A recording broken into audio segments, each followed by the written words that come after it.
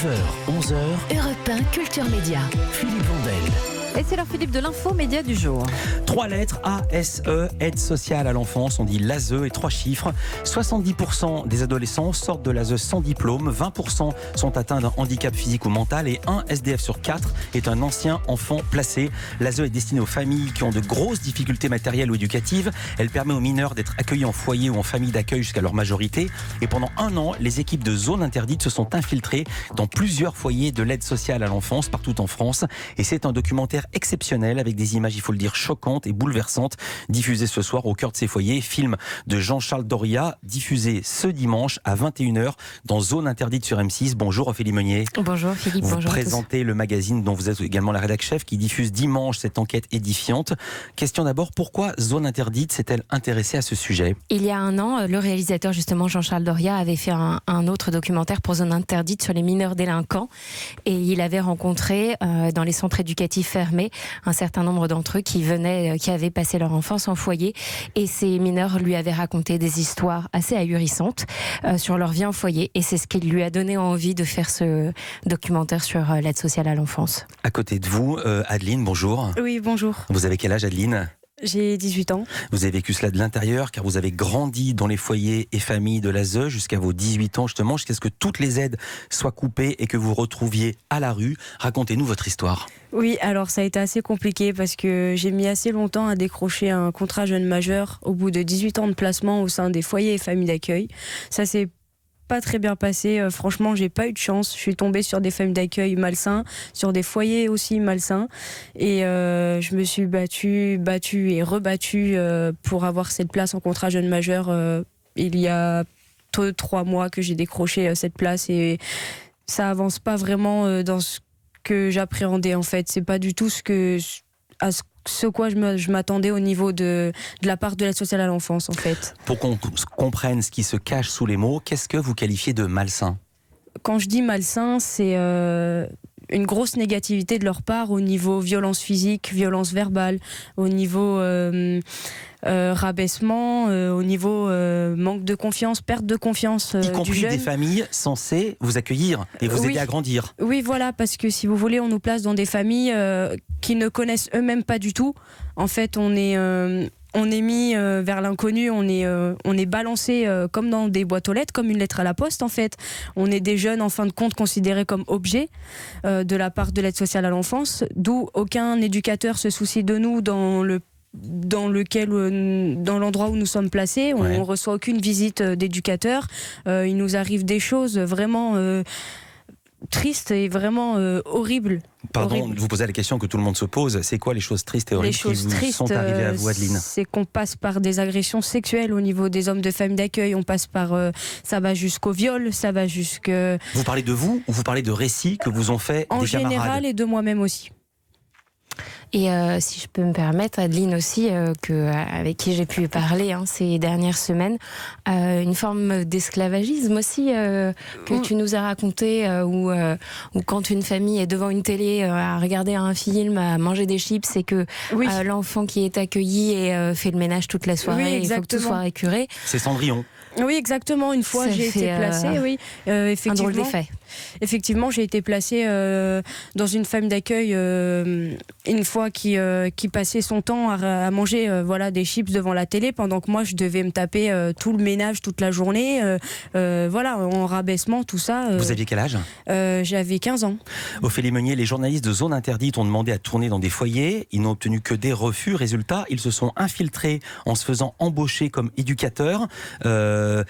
C'est parce que vous vouliez être infiltré à tout prix ou parce que c'est plus spectaculaire d'être en caméra cachée ? Alors, on n'a pas eu que des refus. On a aussi, je tiens à le préciser, des foyers qui nous ont ouvert leurs portes. Et notamment, on va voir dans le documentaire. On va le dire aussi ici. Il y en a un qui nous a ouvert ses portes et où ça se passe très bien. Et c'est un bon exemple pour montrer que oui, c'est possible aussi pour les foyers de remplir leur mission de protection de l'enfance. Mais Nous avons eu aussi des refus, et à ce moment-là, évidemment, pour montrer ce qui se passe, on n'a pas d'autre choix que de s'infiltrer. En fait, c'est pas un amusement pour un journaliste de faire une infiltration.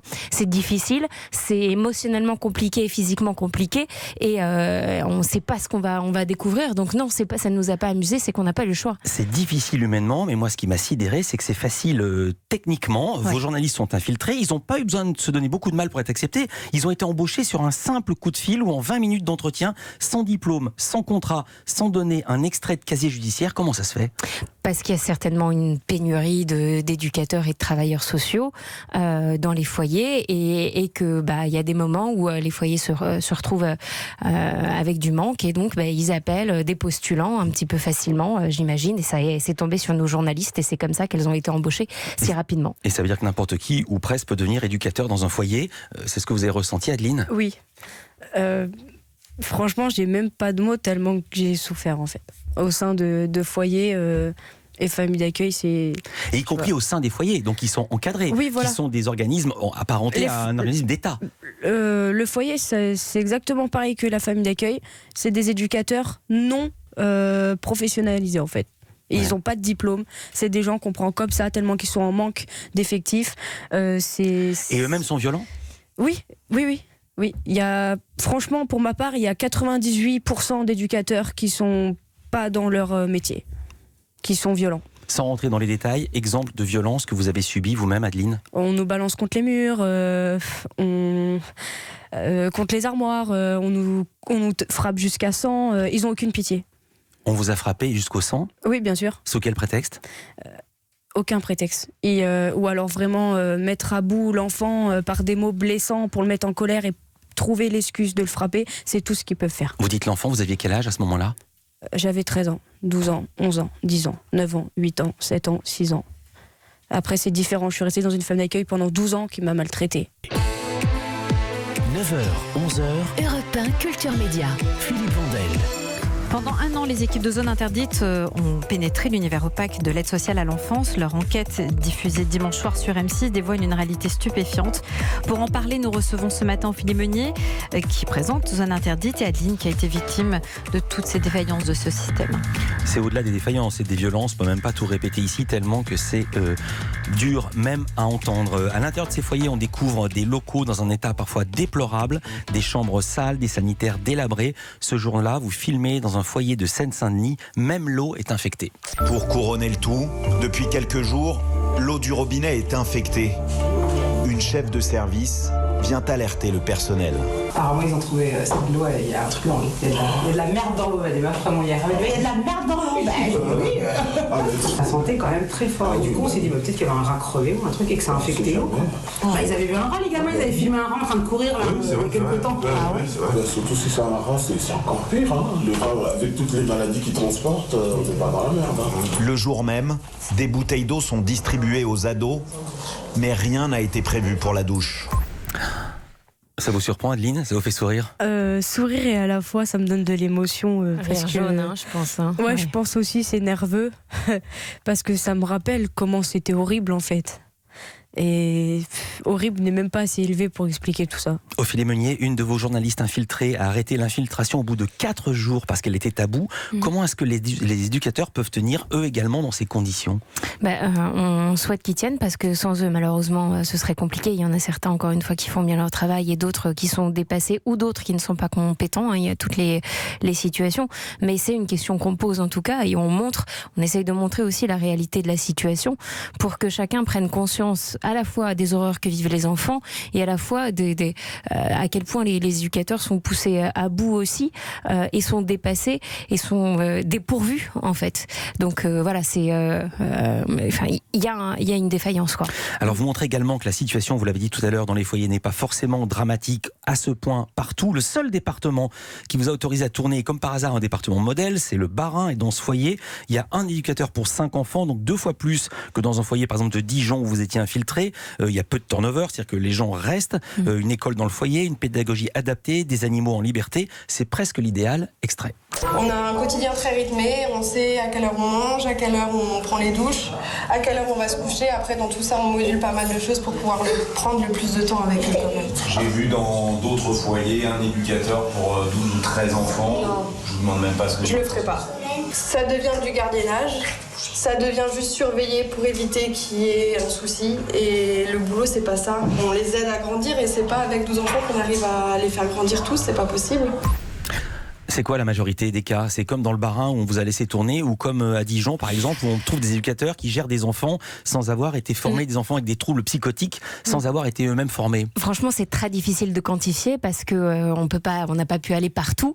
Il y a 101 départements, mais le ressenti, il est que de toute façon, on est là pour protéger des enfants. Et s'il n'y avait ne serait-ce qu'un seul foyer où ça dysfonctionne, il faudrait que ça change. Bon, il se trouve qu'il y en a plus d'un, puisque déjà on le montre dans le documentaire, mais bon voilà, fort heureusement, il y a des endroits où ça se passe bien.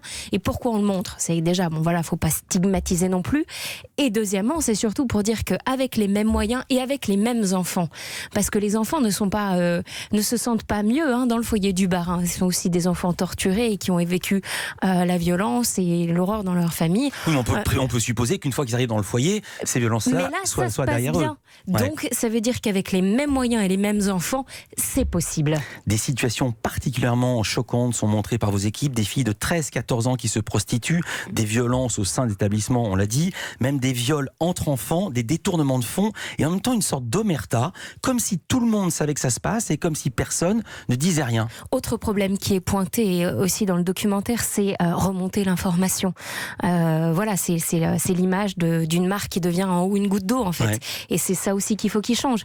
Donc des dysfonctionnements, il peut y en avoir, mais s'ils étaient correctement remontés aux autorités, peut-être qu'aussi les choses bougeraient plus. C'est un bon sujet parmi les officiels. Il y a seul le président de la Côte d'Or, François Sauvadet, qui a accepté de vous parler. Combien d'élus avez-vous contacté avant d'obtenir qui disent oui? Alors, on a contacté, je ne sais pas combien, mais au moins François Sauvadet ne s'est pas défilé, et il a accepté de nous répondre. Il a eu le courage de dire, bah oui, en effet, si ces choses-là ne m'ont pas été remontées et dysfonctionnent, je vais faire le nécessaire derrière. Je pense d'ailleurs qu'il l'a déjà fait. Mais en effet, beaucoup, je le rappelle, malheureusement, de départements nous ont dit merci, mais on passe notre tour. Le documentaire est diffusé dimanche sur M6, mais les députés l'ont déjà vu. Vous êtes allé le présenter à l'Assemblée nationale. C'était un moment très très fort. Adeline peut en témoigner puisqu'elle était là aussi. Tout simplement suite à la diffusion et au témoignage d'Adeline notamment, la moitié de la salle était sous le coup de l'émotion et pleurait même. Parce que voilà, ce qu'on voit est terrible. Faut pas se cacher derrière son petit doigt. On le dit pour que les choses bougent, pour que les choses changent, pour que les enfants soient protégés quand ils n'ont pas l'occasion d'être protégés dans leur famille. C'est tout. Et il faut le dire que la misère s'ajoute à la misère. Vous avez retrouvé une ancienne directrice de foyer qui droguait les enfants à coups d'antipsychotiques pour avoir la paix, qui les frappait et qui a détourné 200 000 €, car, il faut le savoir, plus un foyer reçoit d'enfants, plus il gagne de l'argent. Il y a presque un effet pervers là-dedans.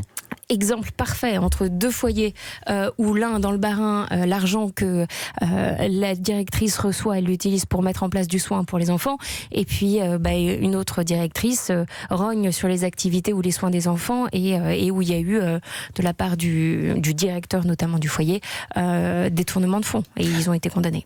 Adeline, je suis encore impressionné par votre présence à tous les sens du terme. Qu'est-ce que vous allez faire maintenant de votre vie? C'est quoi vos projets d'avenir? Franchement, en tant qu'enfant placé, l'avenir, on le voit pas. Et vous-même? Je le vois pas. J'aimerais en fait, moi, faire partie de tout ce système en fait. J'aimerais, en tant qu'enfant placé qui a vécu tout ça, je veux qu'aucun autre enfant placé au jour d'aujourd'hui ne vive ce que j'ai vécu. N'empêche, tous mes petits frères et sœurs qui sont placés, je ne veux pas qu'ils vivent ce que j'ai vécu. Sinon, je serais pas là. D'une certaine manière, vous voudriez travailler auprès d'une association, par exemple, et vous servir de votre expérience pour faire progresser les choses? Oui, bien sûr. Ou est-ce que vous imaginez qu'un métier normal? Non, si pas forcément, mais en fait, j'aimerais lancer là-dedans parce qu'en fait, aujourd'hui, ce qui est dans ma tête, c'est le passé souffrant de tout ça. Donc j'aimerais faire bouger les choses pour bouger un peu ce qui reste coincé dans ma tête. Et j'aimerais surtout améliorer ce qui n'est pas organisé au sein des aides sociales à l'enfance. Merci beaucoup Adeline, merci pour votre témoignage et merci beaucoup Ophélie Meunier pour la force de ce doc. Ça s'appelle Mineurs en danger, enquête sur les scandaleuses défaillances de l'aide sociale à l'enfance. Doc signé Jean-Charles Doria, diffusé ce dimanche à 21h dans Zone Interdite. Vous ne pouvez pas le regarder, il faut évidemment le podcaster. Merci d'avoir été avec nous en direct et avec cette franchise toutes les deux.